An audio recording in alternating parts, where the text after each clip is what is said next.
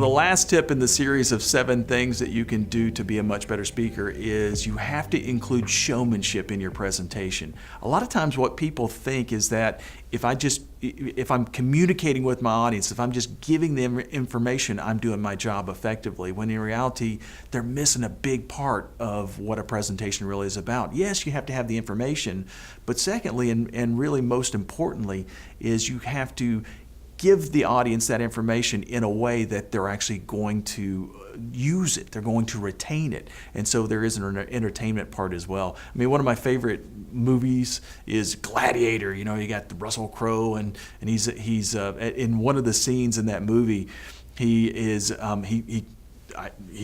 wins his gladiator, duel, and then at the end he kind of stares up at the emperor and he says, "Are you not entertained?" And that's sometimes how I kind of feel when I'm presenting.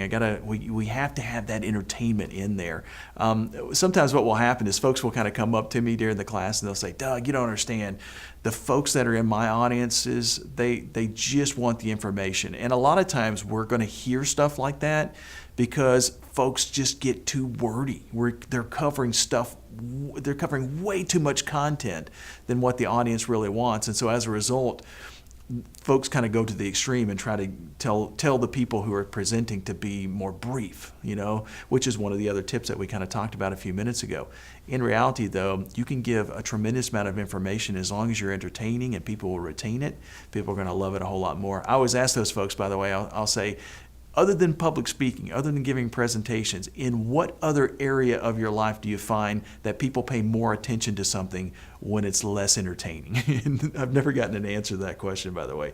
Nobody can, because it's not true. It's not true in presentations. It's not true in any other area of your life. So if you want to be a great public speaker, if you want to be a great presenter, add some entertainment value. Add something dramatic, something totally different than what your audience is expecting. And if you do, the audience is really going to love you. Hey, thanks for joining me on this 7-part series. We hope you got great value out of it. If you haven't yet subscribed, make sure and hit the subscribe button below, and that will let you have all the great content that we present when we present it.